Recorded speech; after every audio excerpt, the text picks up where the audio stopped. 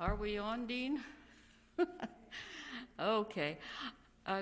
Welcome to the Timbercrest Seniors for Peace program on October 21, 2021. We are meeting in the Timbercrest Chapel. There are a number of people here for which we're very thankful. This is also being recorded to YouTube, so it will be available to anybody who can access that on the Timbercrest Senior Living YouTube unit. We're very fortunate today, during the celebration of the 75 years of Church World Service, to have Dennis Metzger give us his life story, sort of. He grew up around here and then moved to Timbercrest recently from Springfield area in Illinois. If you are familiar with the Church of the Brethren magazine Messenger, on page 6 you will find Dennis's name, along with Stan Knopfsinger, celebrating this anniversary of Church World Service. So Dennis, who lives here in the manor now, you may begin your message.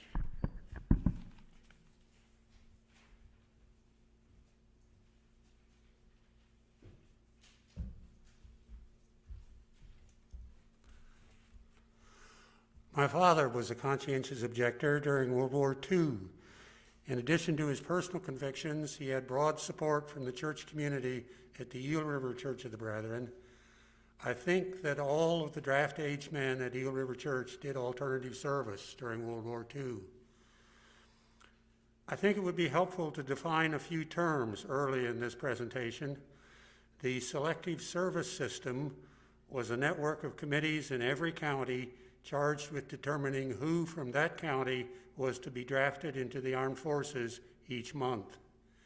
Each county had a committee of 5. Each state had an appeal board of 5, though only unanimous decisions of the appeal board were binding on the county. The next step up was the commander-in-chief. This system was established by law in the late 1930s. A person conscientiously opposed to participation in all wars petitioned the committee in his county for recognition of his beliefs. The county committees had broad latitude in deciding the sincerity of the convictions represented by each applicant. A person recognized by his county committee as opposed to participation in all war was classified as a conscientious objector. Conscientious objectors were not drafted into the armed forces. Rather, they performed alternative service under civilian direction. The alternative service projects were to contribute to the national health, safety, or interest. I recall that it was my freshman year in high school. I had professed my convictions regarding opposition to military service.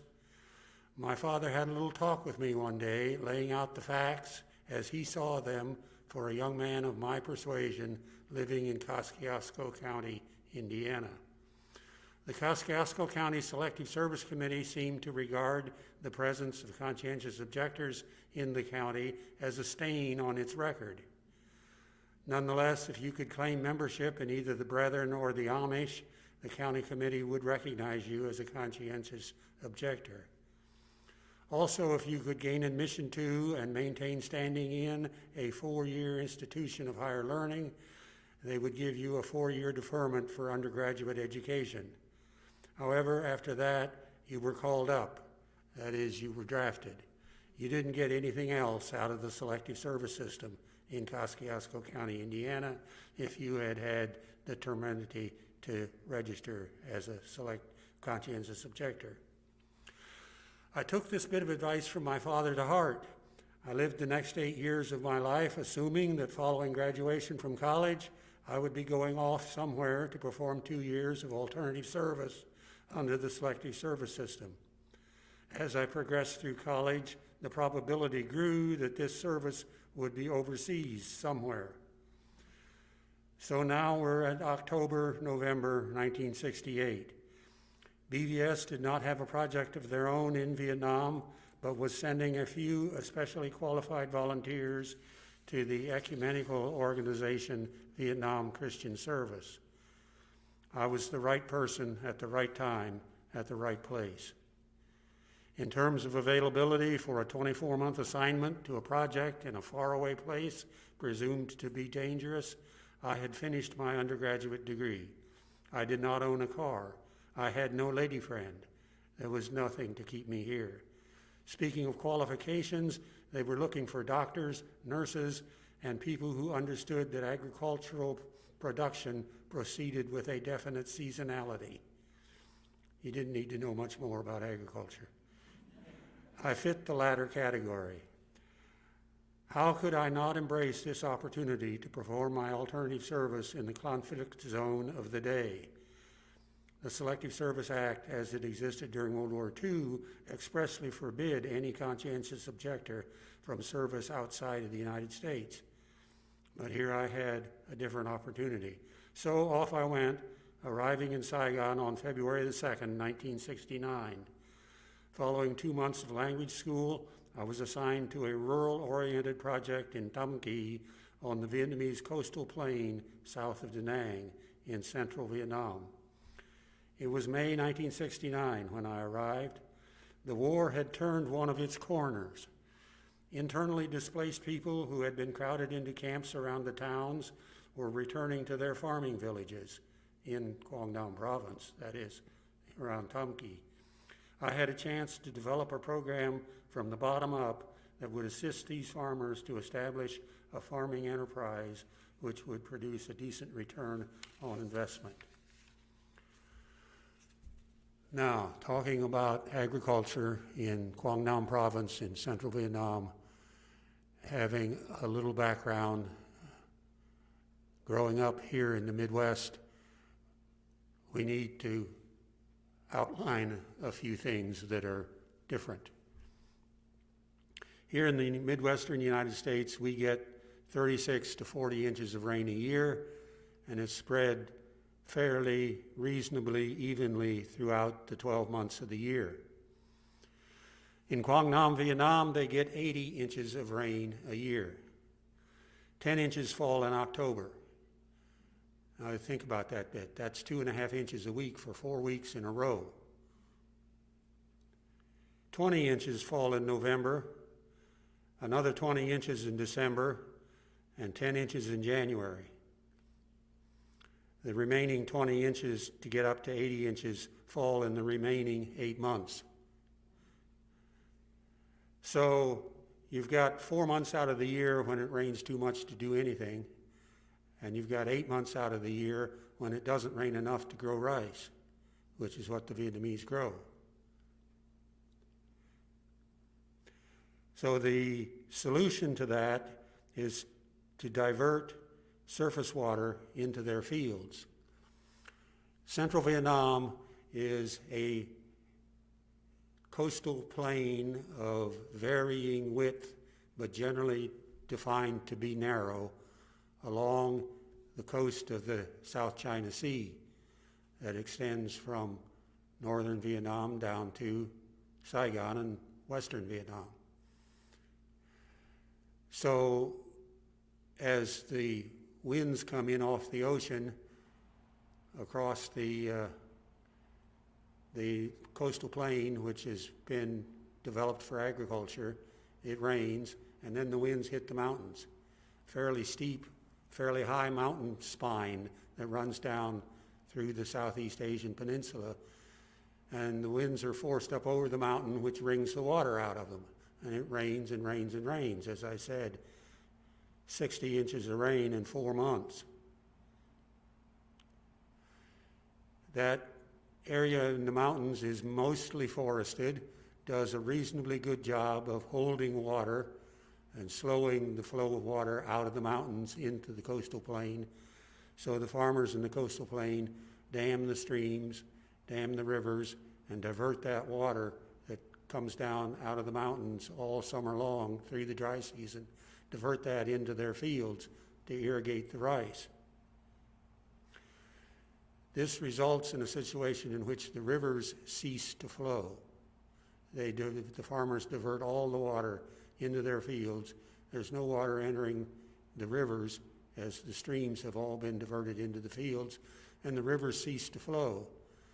Then, as the summer progresses, the action of the tides works the salt water up the river. Then I learned, some high tides are higher than other high tides. And the high tide on the 5th day of the 7th month of the Chinese lunar calendar is generally the highest tide. You dare not let that salt water that's been worked up the river by the tides flood your rice fields. There'll be no more rice left. So they build up dikes along the riverbanks to keep the river water, the salt water in the rivers at high tide. This all works fine until October comes and it starts to rain. And you don't need any impediments holding your water in the fields when it's going to rain 60 inches in the next 4 months. They have to knock holes in these dikes they've built along the edges of the rivers to let the rainwater out, which is all a lot of work. And labor was in short supply because of the Vietnamese draft, Armed Forces draft. Your liability to the draft in Vietnam, if you were a young man in 1969, was from age 19 to age 45. So there was nobody aged 19 to 45 working on the farms. They were all in the Army. So the labor shortage compounded with the normal heavy workload of the way that they did this work, because the dams that diverted the fresh water into the fields and the dikes that held the salt water in the river were all mud dams made with earth carried in baskets on shoulder poles from out where things were dry.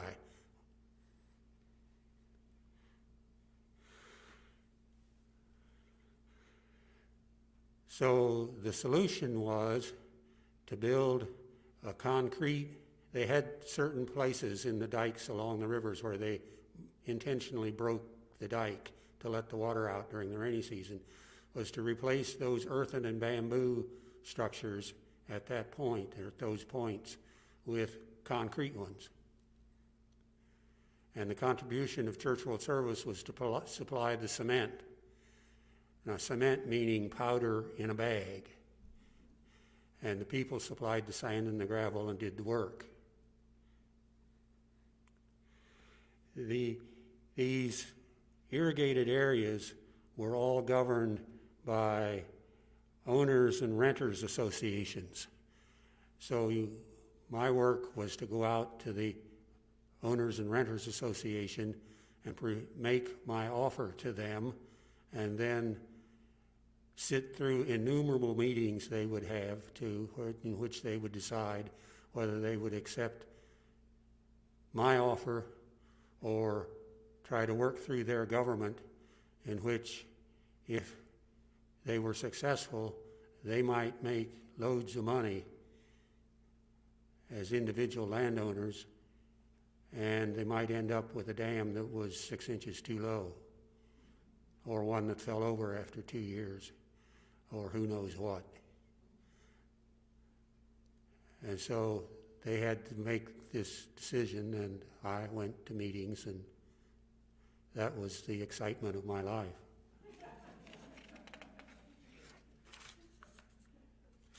So those are the planned remarks I had, and if you folks have any questions, I've got all day, I guess. How long were you there? Almost 5 years in the end. I was 24 months on assignment as a conscientious objector, working under the oversight of the Selective Service System Committee in Kosciuszko County, Indiana. But then I got hooked and stayed longer. I did another year as a volunteer with Church World Service, which paid $125 a month compared to the $30 a month I got in BVS. So It seemed like I was getting rich. And then the 4th and 5th years, I was Church World Service salaried staff. So a total of 5 years. But you worked a long time with Church World Service. What else did you do? With Church World Service? In 1979, Church World Service, I returned to employment with Church World Service. They sent me to Springfield, Illinois, and I was their regional representative for 21 years. Primarily, I did crop walks, which meant going to meetings. Getting crop walk committees organized and getting the walks going for 21 years. And then in year 2000, I switched to work with some of our lead donors, more personal, direct, one-on-one contact with some of our leading donors. I did that for 16 years till I retired in 2016. Well, in Vietnam, who did the work if the men were in the army? Were the women doing the rice fields and the farming then? Well, there's division of labor by gender in Vietnamese agriculture. Can you repeat her question? Oh, yes, sorry. The question was the agricultural workforce in Vietnam. Agricultural labor in Vietnam is defined by gender-specific roles. There are certain things that the women do. They transplant rice, which is way more than just sticking a rice seedling down in the mud. If you were to simply stick the rice seedling down in the mud, the roots would all be pointing toward the sky. So you got to make a hole deep enough to get the roots down on the bottom of the hole, and then you pull the seedling back up so that it's still in the mud and still standing upright, but the roots are pointing down.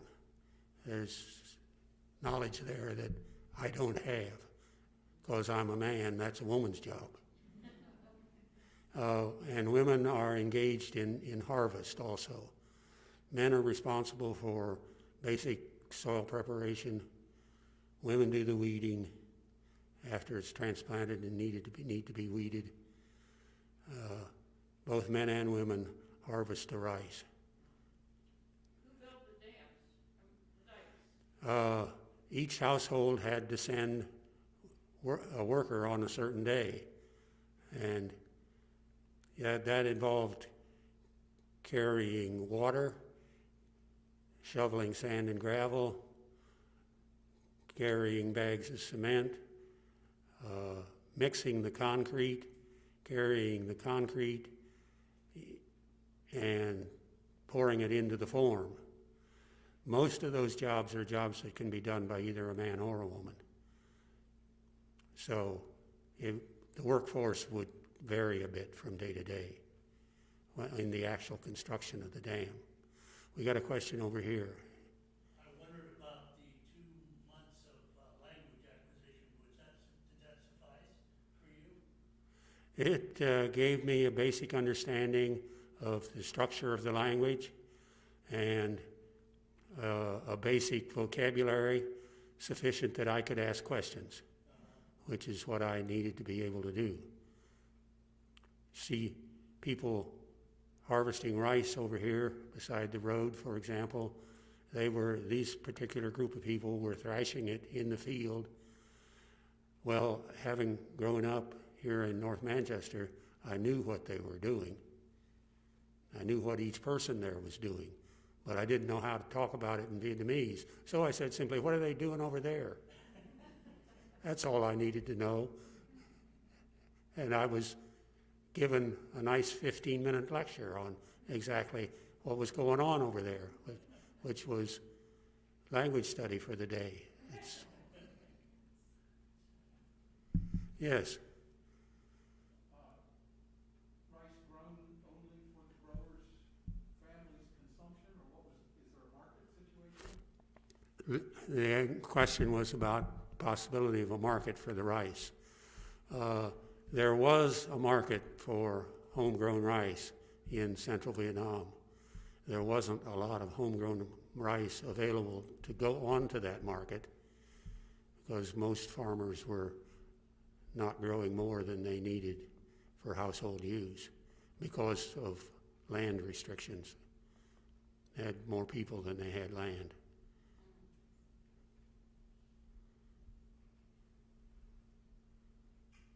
Here's another. Go ahead. Yeah. Surely you had a personal life when you were there. And I happen to know Ron, who is related to you. I'd like to hear that story. Repeat the question. A story about the possibility that I perhaps had a personal life while I was there. I joined one of the Protestant churches in town and participated in their youth group, and things progressed exactly as they're intended to progress, according to my father. That's what church youth groups were for. So you met Juan there? I met Vang in Tam Kỳ, yeah, at church.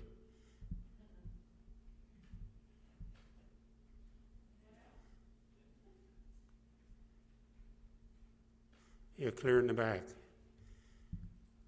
dikes, I take it, were to let the water in and out. How did they move that cement? They moved the cement in fairly shallow baskets carried on the end of shoulder poles.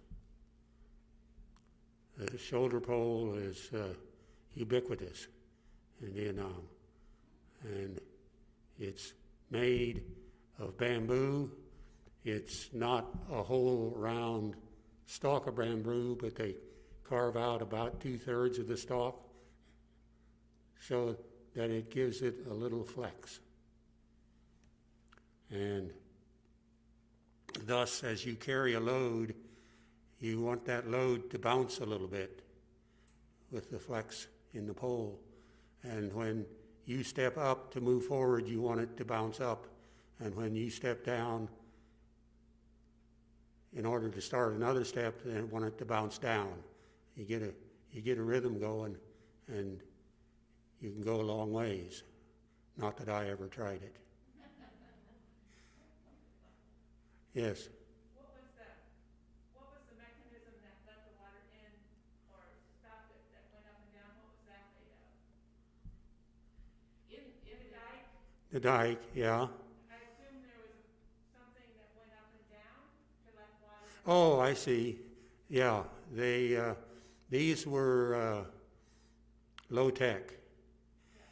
So in the ends of the dike, the two ends that would come in like this, that the Vietnamese called the figure number 8, because this is the sideways number 8 in Chinese written sideways. Those had a flat space perpendicular to the center line of the dike of about 4 feet. And in the center, 12 inches apart, there were 2-inch grooves so that they could drop wooden planks in there. 2 rows of wooden planks, 12 inches apart. They'd pack soil between them. It leaked a little, but it worked for them. They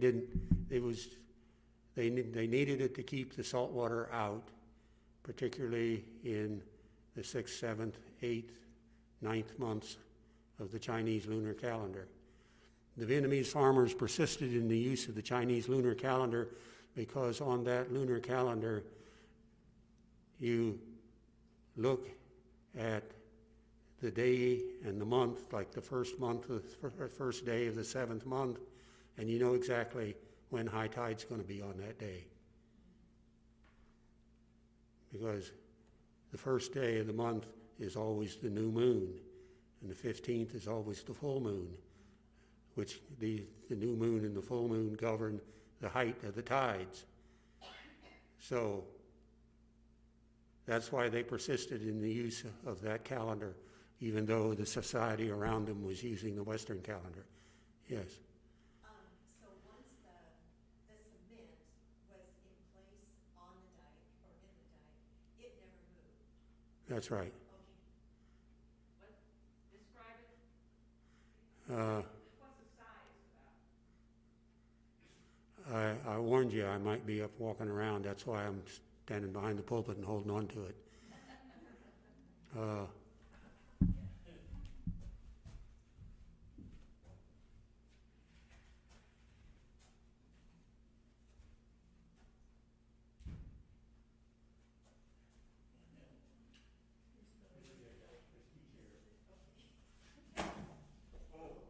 all right, let us look at it.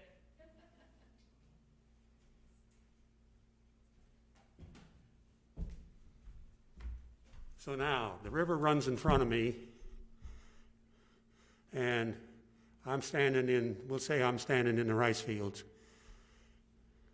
and the river runs out beyond those chairs. And the chairs represent, the dike runs from that door over there, through the chairs, over to this side. And the chairs represent the place where they knock a hole in the dike every year in the fall to let the water out when it starts to rain. So then when it quits raining, you have to plug that hole so you can irrigate your rice paddies. And then next year, late summer, you have to knock a hole in the dike again. And 4 months later, it quits raining and you have to plug that hole. So as a kind of general rule, we were offering them a project that would cost perhaps 3 years labor, the equivalent of 3 years of knocking a hole and filling the hole and knocking the hole, and hopefully last 10, 15, 20 years.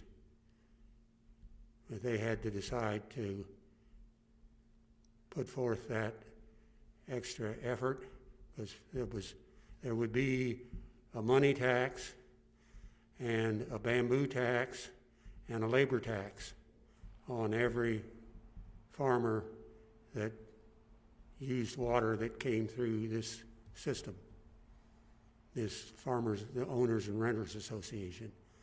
They had to decide whether they were going to do that or whether they'd try slipping a little money to somebody in the provincial government and getting the Vietnamese government to come build this for them, in which case they might rent land to the contractor, they might hire their daughters out to the contractor, all making money, and they might get a dam that was, as I said, 6 inches too low, or one that fell over after 3 years. Yes. What's the status of what happened to this irrigation system after you left? Well, we've not been back to inquire. It belonged to the people. I mean, what they had to raise in cash to buy sand and gravel was roughly equivalent to the value of the cement that I was giving them. Then they had the labor tax and the bamboo tax on top of that. Bamboo used in their construction, in their forms. So it was their project. It had to be their project or it wouldn't have survived to the end of completion. It would have been blown up by the other side. Yes? This question's on a completely different angle, and maybe Yes. I'll repeat it. I don't remember totally the history, but at the point when the United States were defeated and withdrew, were you still there, and how did it change your situation? No, Fong and I left on January the 3rd, 1974, and the government in Saigon collapsed at the end of May 1975. So we were in Taiwan. I was studying Chinese and listening to the Vietnamese language service of the BBC because they knew what was going on. The other radios were entertainment. especially the Hanoi radio and the Saigon radio. Their broadcasts were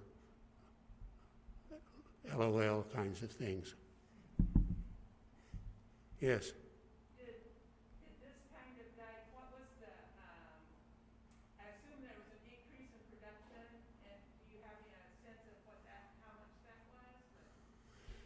Yes, it enabled at least some of the owners and renters associations we worked with to go from 2 crops a year, 1 crop a year to 2 crops a year. Because with this, whatever you want to call it, built into their dam, into their dike, they could plug the dike early and get started earlier on their first crop. Get started early enough that they could get in a second crop. When they were hauling mud in baskets from 1.5 miles away with these shoulder poles, they would wait until they were darn sure there was no more storm coming in off the ocean. Because if they plugged the hole too soon, they'd have to knock it out. When that freak storm came through late, they'd have to knock that out and let the water out, or they'd be flooded out of house and home. There'd have been water all over the place. So they realized after a couple of years that with this dike, they could plug it earlier, get started planting earlier that they could get in a second crop.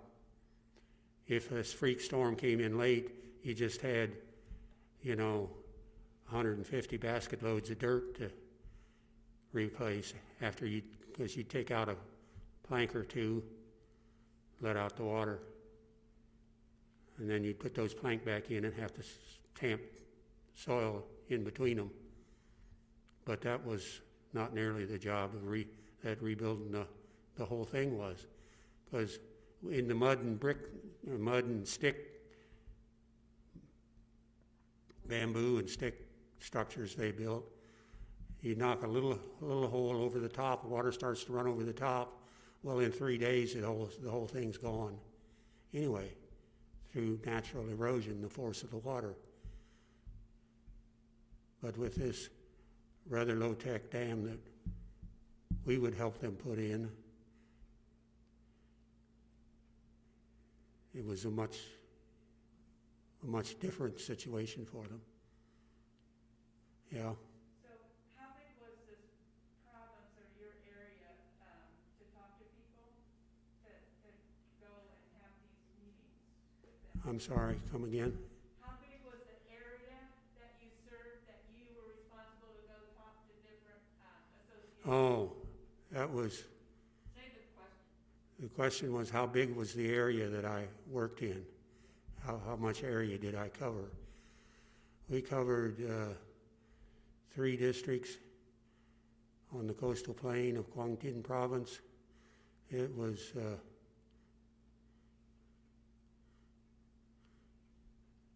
probably a quarter of the state of Indiana.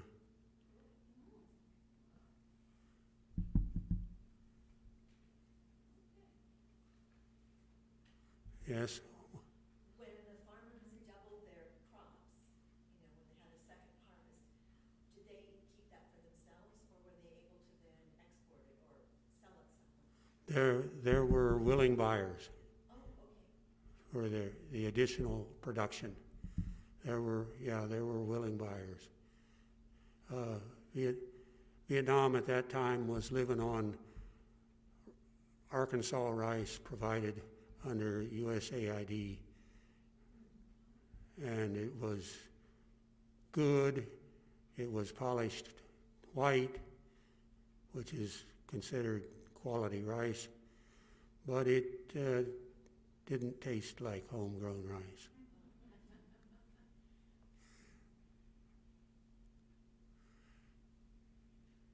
Do you know how many dams were built altogether? Oh, bigger and smaller, we maybe did 30. 30 structures like this. Some of them were much wider. We did one that had a post in the middle, so there were 2 sets of planks. But there were a lot of little ones like this too. And there were projects we took on where there were 3 little ones like this spotted along a couple miles of riverbank. But it was all one project and all one farmers and renters association. Yeah. Did you run into resistance as you learned to work with the people? Or were you trusted and respected pretty quickly? Yeah, did I run into resistance or was we respected? My predecessors in Tamki, who served during a very different time, and they were basically restricted to town because it wasn't considered not safe to go out into the countryside. They had made a record for us. We had been involved heavily in assisting in the teaching of English as a second language in the high schools in town. So we were known or had a reputation, or we were told. Of course, you never knew quite what you ought to believe and what you ought not to believe. But we were told at one point that should the shadow government of the communist movement in Vietnam for the district in which we lived find it necessary, if they should find it useful to them, they could know by sundown what we had eaten for lunch. They had that kind of a intelligence network. They knew we were of no threat to them. So they left us alone.